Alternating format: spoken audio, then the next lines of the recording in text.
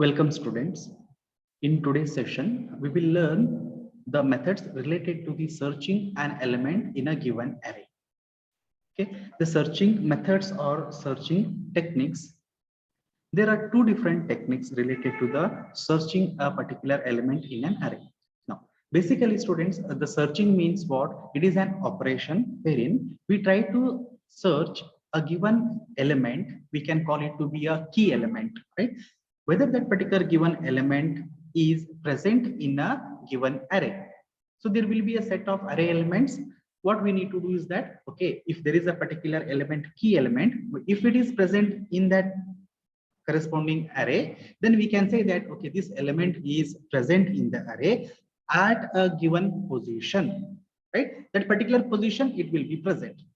Each and every element of an array will be having a particular index, a unique identification number, that is the index. So we need to say that, okay, if it is present, okay, the element is present at a given position, that particular index. If it is not present, then we can say that, okay, searching what we're trying to look for a given element is not present. We can give a message something like a search unsuccessful, right? So in order to find out whether an element is present or not, or in order to search the element or a key element in a given array, there are two different approaches. The first one is what popularly we call it as a linear search. Okay, sometimes we call this linear search as sequential search. And the second one is binary search. Okay, in today's class, let us understand what actually a linear search is, how it tries to find the existence of an element in a given array.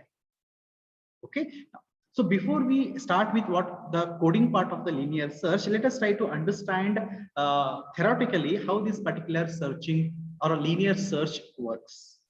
Okay. In a simple term, students, assume that there is a given array. Let me call that array by the name A. Okay. The name of the array is A and it is having certain numbers. Consider 10, 20, 25, 5, 30. Say that there are 5 elements in the array. Each one of these elements will be having an index, right? That we can represent with an variable I, right? Now, for the first element, we know that the index starts with 0. So the index of 10 is 0, then 1, then the next element 2, next element is at third index, and the last element is at fourth index. So index will start from 0 and it will end at 1 less than the total number of elements in the array. Okay. Say that the key element, assume that it is 30. Key element here indicates what? It indicates now this particular key element we need to search in this given array, right? If it is available, if it is existing, then we can say that, okay, search is successful, means searching of this particular element is successful and it is present at the corresponding index value. So where it is present at the index value 4. So the key element 30 is present, search is successful, and it is present at the position 4 here. The position 4 indicates that it is the index value. Okay, now since we are discussing about the linear search or the sequential search, it is pretty much simple here. So the word itself, the method itself says that a linear or a sequential. That means what we do here is that we will consider the key element. This particular key element, we keep on comparing with each and every element of the array one after the other. That means what? First, we will check whether the element at 0th index, the element at 0th index is 10 here. Is this the key element? If yes, if so, then the search is successful. And we can pretty much say that, okay, the key element is present. But here in this case, if you look at the element at 0th index is 10 and the key element is 30, both are unequal. Then what we do? Since it is a sequential or a linear, now we will look or we will try to check or compare our key element with the next element in the array. So the next element in the array means what? The next indexed value, that is 1. So here the element is 20. Now, is this 20 is the element which we are searching for, or is it a key element? Again, it is not. Then again, we need to work based upon the sequentially. Like now we will try to compare the next element. The next element here is 25, which is positioned at the index 2. Now, is this the element which we are looking for, which we are searching? Again, not. Then look for the next element again. So next element is 5. So is this the element?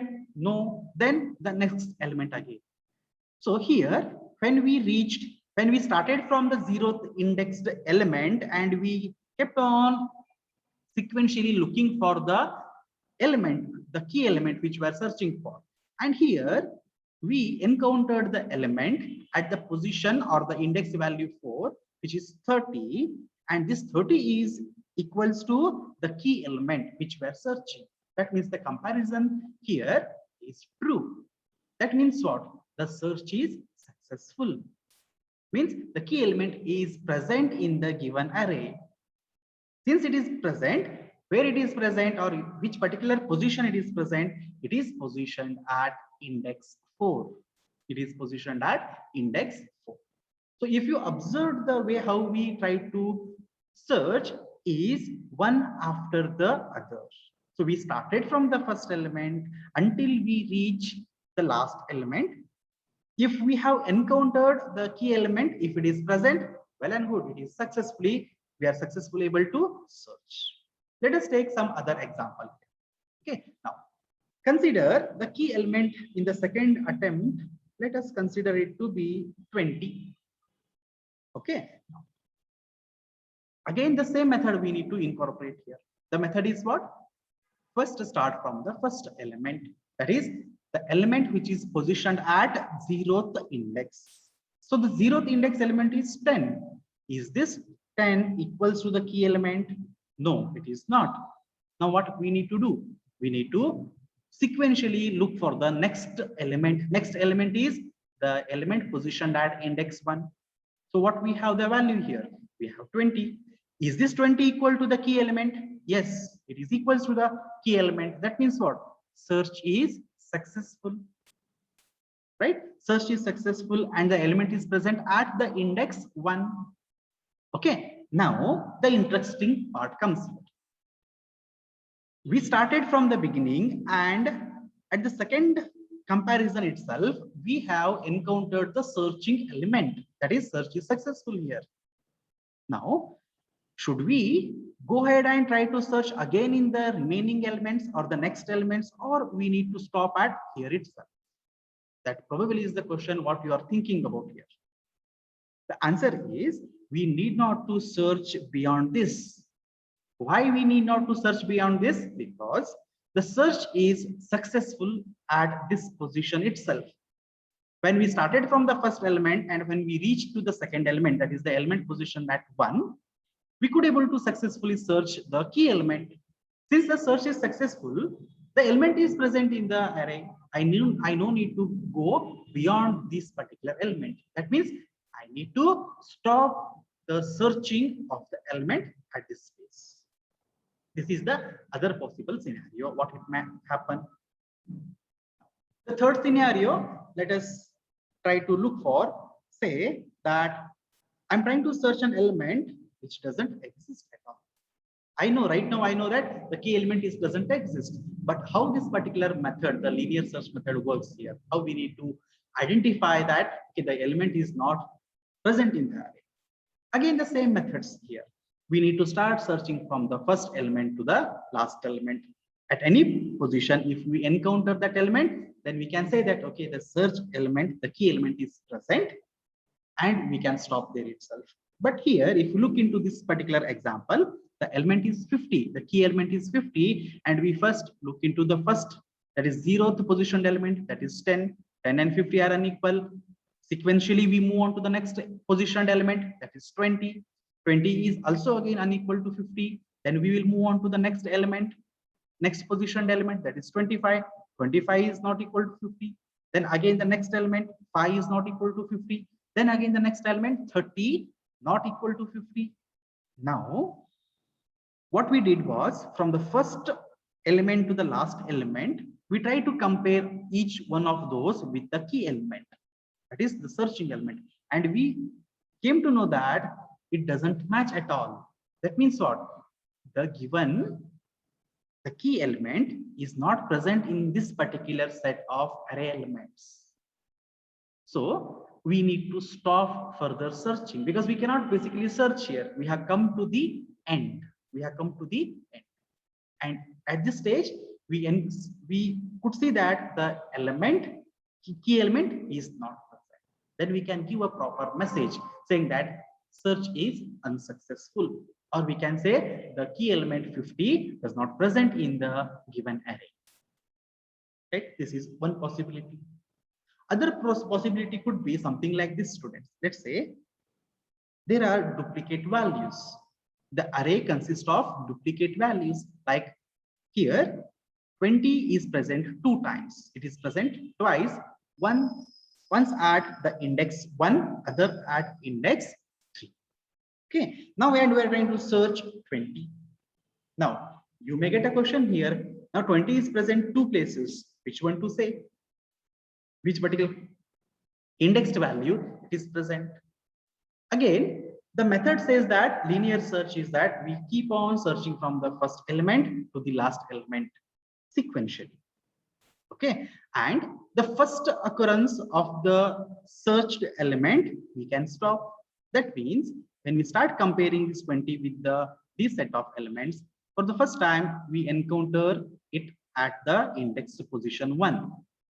We are pretty much assuming that okay, this element is present here, we have found it here. Even if it is present beyond this, we are not bothered to look upon because I am able to find it here at the position 1. So the first occurrence is okay. Now the another interesting part, students, is that linear search does not only mean that we need to search from the first element to the last element. Linear search also means that we can start searching from the last element and we can reach towards the first element. On the other direction also we can search. The linear search doesn't tell us to only search from the first element to the last element. We can even search from the last element to the first element. If we do also, it is also linearly. How it works? We start comparing from the last element first. Okay. Is this the last element? Is the key element? No. Then compare its previous element on the left hand side here. Okay, now is this the element which is equals to the key element? Yes, it is. Both are equal. Then what we can say? The search is successful. And this time if you can look at the element 20, the key element is present at index 3. Since the search is successful, we need not to go beyond this one towards the left side. We can stop searching here.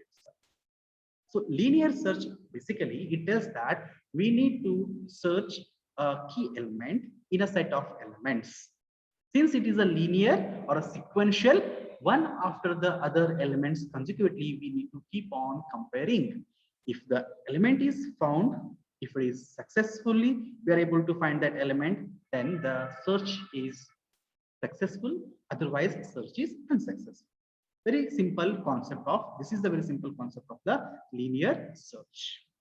Okay, now what we are going to look for here is that we are going to look for 3 programs based upon the linear search.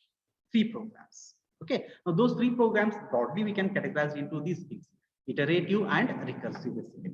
So iterative means in our previous class we have discussed, students, related to recursion or the recursive programs or recursive functions, right? The functions which calls itself is basically a recursive functions, and such concept is called as recursion. Now we are going to look for 3 different programs: iterative and recursive. In iterative we can have 2 more sub programs. One is a program without any user defined functions. Program without using any user defined function. That means there will be only a main function present in that.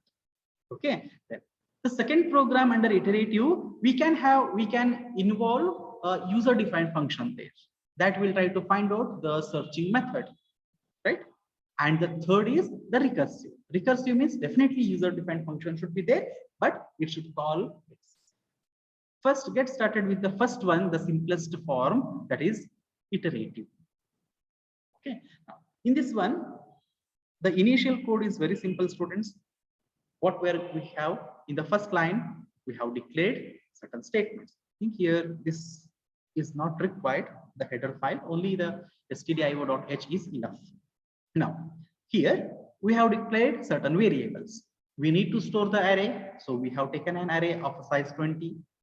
Then we will even ask user to enter the number of elements he or she wants to store in the array. So for that, variable n. And anyway, we need to search an element. That element will be stored in the variable key. Then for the iteration, for the for loop purpose, we have a variable I. And then we have another variable called as a flag, which is assigned or initialized with 0.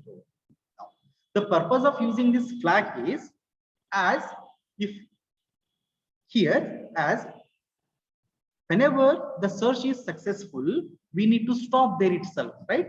We have to have we need to have a mechanism that whenever the search is successful, for an example, in this case, the key element is 20 and we are searching from the first position to the last position.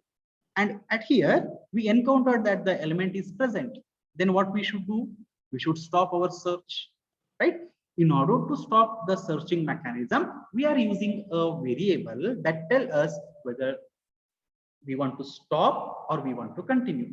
And also the main purpose of using the flag is whenever the search is successful or if it is unsuccessful, it has to be indicated, right? How we will indicate it? By using the flag variable. The flag variable tells us that now flag variable here, it can take two values. I'm assuming that it will take two values. The first value is 0 and the second value would be 1. Let us see how we are going to use this particular flag, right, in the program. Now, so the next statement here, system clear, is basically it clears the screen. The content which is displayed on the terminal, it will just get cleared from this particular statement. The next couple of statements are for displaying how many numbers. Then we enter a user will enter a particular number and that value will get stored into a variable n. Then we will ask user to enter those many numbers and we will read through the scanf statement from I equal to 0 to the I less than or equal to I less than n and store into all the elements of the array, right? Then we will even ask user to enter the element, the key element that we are going to search for, and we store into the variable.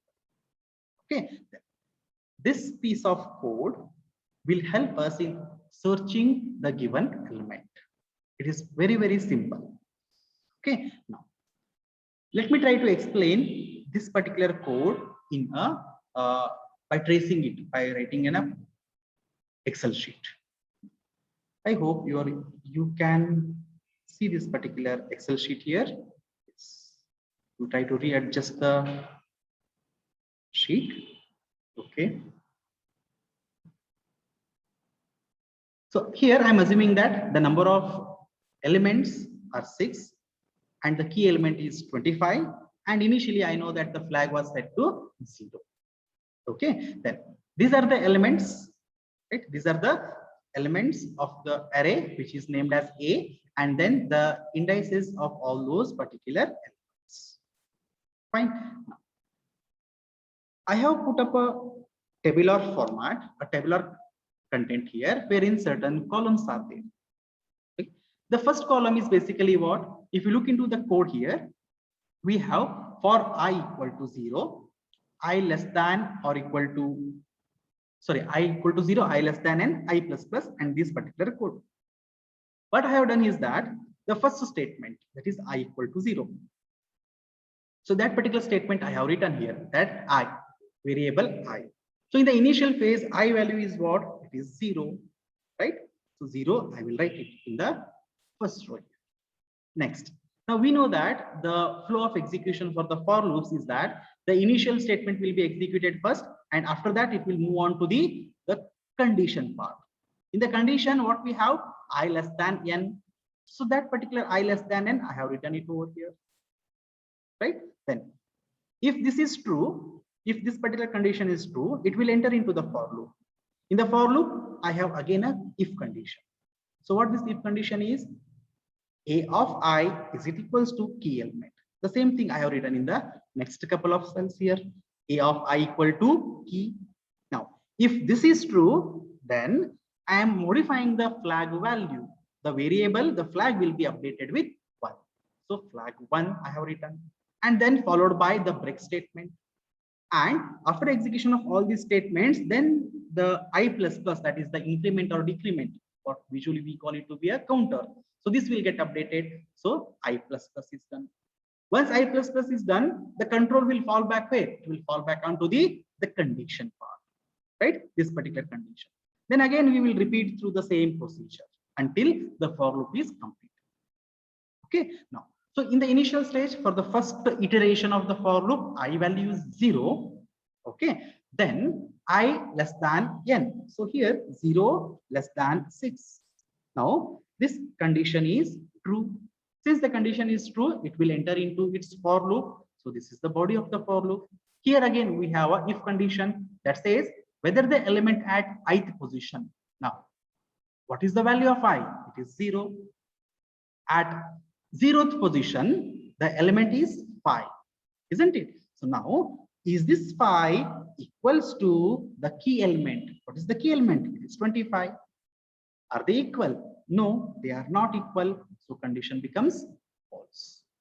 Since condition becomes false, look at here. Line number 22, this if condition turns to be false. Since it turns to be false, it will move, it will not execute these two statements, it will come out of its body. After that, directly it will go and execute the I plus plus part. So this is a thing, if these two statements will not be executed, then I plus plus will happen. So I plus plus for the next time, I will be, I'm just writing the next value here itself, right? Or you can write it to be 0 plus plus students. So next time the I value will become 1. That I will consider it to be in the next iteration. So in the next iteration, the I value becomes 1, right? Now, when I value becomes 1, again the condition is evaluated. That is 1 less than n, that is 6. Now, condition again, it is true. It will enter into the for loop. And this time, the A of I is 1. So A of 1 is 30. A of 1 is 30. So is this 30 equals to 25? No, it is not. So again, condition turns to be false. Since the condition turns to be false here, it will not execute these two. So I will put a dash here to indicate that these statements, the flag equal to 1 and break, are not executed. And then the next I plus plus, that is 1 plus plus, will take place. And the next time when I is used, I becomes 2. Now the condition again 2 less than 6. Yes, the condition is true. Since the condition is true, then we will try to check whether the elements at that corresponding position I value, is it true or false, right? Now A of I, now I value is 2, so A of 2 is 20. So is this 20 equals to 25? No, it is not. Then again the same steps. This will not get executed. This will not get executed. I plus plus will happen. That is 2 plus plus. So next time I becomes now 3. Then again the condition validation, 3 less than 6. Yes, it is true. Since it is true, it will enter into the for loop again. Then again it will try to do the condition valuation of if state. Now I value right now is 3. So A of 3 is 15. So is this 15 equals to 25? No, it is not. Again, condition is false. So this will not get executed. This will not get executed. And then later the increment will take place. That is 3 plus plus, and I will now become 4. Again, the for loop condition, 4 less than 6. Condition is true. Now, I value right now is 4, right? So A of 4 is 25. A of 4 is 25. So is this 25? Is it equals to the key element 25? Yes, it is true. Okay, now pay attention here. A of 4, I value is 4. So A of 4 is 25. Is 25 equal to 25? Yes. Since this condition turned to be true, the next statement to be executed is what? The flag equals to 1. Now, the flag value will turn to be 1. Now, flag value is 1. And then immediately what we have? Break. So break, we know the functionality of a break. Whenever the break statement is executed, what it does? It terminates the looping construct. So its immediate looping construct is what? This for loop. So now for loop will get terminated. That means even this I++ will not get executed. So for loop will get terminated here itself. It comes out of the for. When it has come out of the for loop, it has updated the value of the flag. Earlier, the flag was 0. The flag was 0. Now, when this statement gets executed, this flag value turns to be 1 now. Okay. Now move on to the next piece of lines here. Now, here what we have, if flag equals to 1, then we are telling that, okay, now if you carefully observe, student, whenever in this particular for loops, whenever this if condition, if it is true, that means the search is successful. The key element is present in the array. If it is so, then only we are updating this flag equal to 1. Otherwise, it will never get updated. That particular flag we are using here to validate whether search is successful or unsuccessful. Flag, is it equals to 1? Now, flag has what value? It has 1. So is this 1 equals to 1? Yes, it is true. True means what? The element, the key element 25, it is present in this given array, right? So search successful message will be displayed. Where it is present, it is positioned at index, corresponding index. It is positioned at 4. So that I value we will retrieve. Now look into the code here. We are trying to display the value of a I. In this tracing, what is the value of I now? I value is 4. Is that 25 present at the index 4? Yes, it is present at the index. Correct? Since this if condition is true, it will not move into the else part, and then later the last statement return 0 will be executed. So this way, this particular program, it linearly searches the given element, the key element in the set of array elements. If it is present, it will give a message that search is success. Otherwise, it would show the search unsuccess. Let us try to look for the search unsuccessful mechanism. Okay, now here key element, I'm just modifying it to be let's say 50 here. Key element is 50. What I would do here is that I will remove these lines. The tracing will go in the same method till this particular phase, right? Now, when I is 4, so the array element at, that is A of 4, is 25 here. Is this 25 equals to 50? Okay. So I think here I need to modify all these values to replicate that 50. Let me do that. Let me do that within few seconds.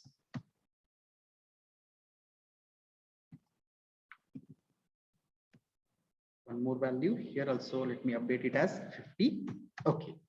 Now, so at the index value 4, the element is 25, and this 25 is not equals to 50. Condition is false. Since condition is false, it will not execute these two statements. So this is not executed. This is not executed. But I++ will take place. That is 4++. Now, after doing that, next time I becomes 5. 5 less than 6. Condition is true. Since the condition is true, it will try to look into the next possible element, that is the element at position 5, that is 10. Is it equals to 50? No, it is not.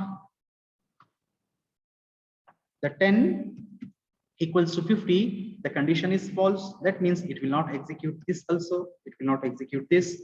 I++ will take place, that is 5++. After that, In the next iteration, I value becomes 6. Now 6 less than 6. Now here the for loop condition itself turns to be a false value. Since it becomes false, it will not go through any of its statements. So these statements will never be executed. So the for loop comes out of it. Since for loop gets terminated, the next immediate statement is if flag equals to 1. Now the flag value was, initial value was what? 0. And we're trying to check the flag value here. Now, is this 0 equals to 1? No, it is not. So this particular condition turns to be false here. 0 equals to 1 condition turns to be false. Then these two statements will not get executed. Rather, it goes to the its else block. In the else block, it says search unsuccessful. Right? That is correct because the element 50 doesn't exist in the given array element. So by simply using a simple flag variable, now here the flag is the user defined variable. I can give any name. Since I want to give a kind of a direction, kind of a flagging mechanism, whether true or a false, I have taken it to be 0 or a 1 here. So initially I will assume that the element is not present. So I consider the flag to be 0. If it is present, I will modify this flag value from 0 to 1. And if it is present, so the flag value will turn to be 1, and the corresponding if statement here, it turns to be true, and it would display search successful message along with the position or the index value of that particular key. Okay, now one more scenario which I explained you earlier, that duplicate numbers. For example, let us say here the element which we are trying to search here, it is 50. Now let me put a 50 value here and one more 50 over here. I'm just modifying the contents. Okay. So for the first time, what would happen? The 5, is it equals to 50? No, it is not. Condition turns to be false. So these things takes place. For the next time, I less than or equal to 6 condition is true. Then the element positioned at index 1 is 50. So is this 50 equals to 50? Yes, it is true. Since it is true, the flag will now get updated to 1. So flag gets updated to 1 and then break. Break means now I'm stopping or I'm terminating the for loop. That means what? I don't want to search in the remaining elements. I want to stop here itself. Even it might be present at the index 3, but my job is to search the existence of that element. So it is present here. So I'm just stopping it here itself. So this break will also get executed, and it just takes the control out from the for. Okay.